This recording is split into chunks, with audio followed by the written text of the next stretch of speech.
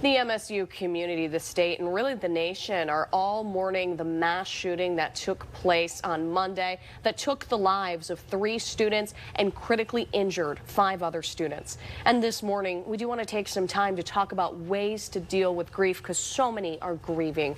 Joining us this morning is Dr. Jeffrey Guina, Chief Medical Officer with Easterseals MORC. Thank you for being here with us. Absolutely. So first off, everyone handles trauma so differently. What are some healthy ways that we can work through this? So, as you said, everybody reacts to traumas differently, and everyone copes with traumas differently.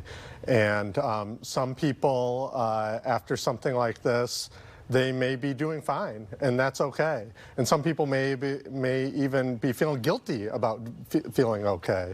Other people are going to feel anxious, are going to feel a sense of terror. Some people are going to feel numb, and that's kind of their mind's way of protecting themselves.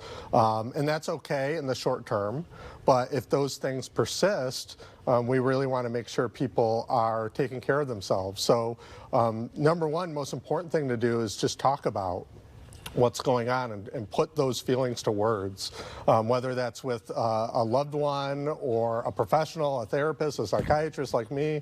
Talking about these things is really important for helping you process and get through it and get back to normal.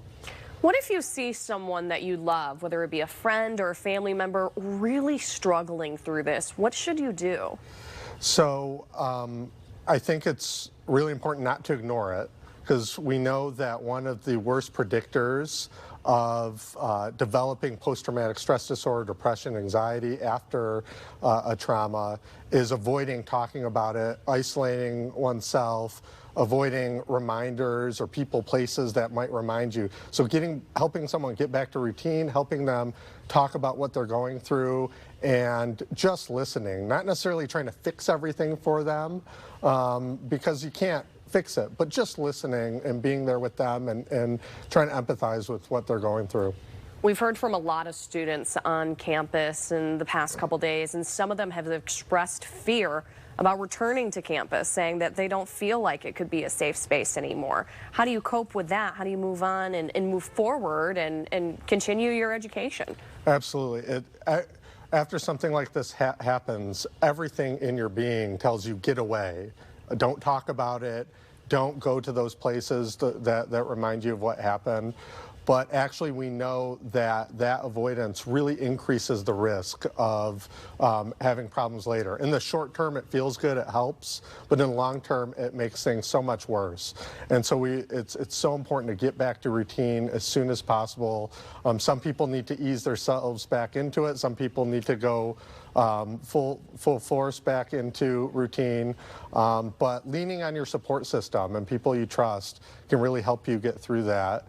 And the other thing, as important as doing things to help you get through it, there's some should nots that are just as important, if not more important. Not drinking, not using drugs or alcohol. And that can be really difficult, I think, on college campuses where drinking, smoking, vaping might be kind of part of the culture. And during this time, that's really going to increase the risk of having problems in the long term. Such important advice with us this morning. Dr. Guina, thank you so much. Easterseals MORC, for anyone that wants to learn more and, really wants to work through this time. So we appreciate you being here with us this morning. Yes, thank you so much. Of course. Turning now to our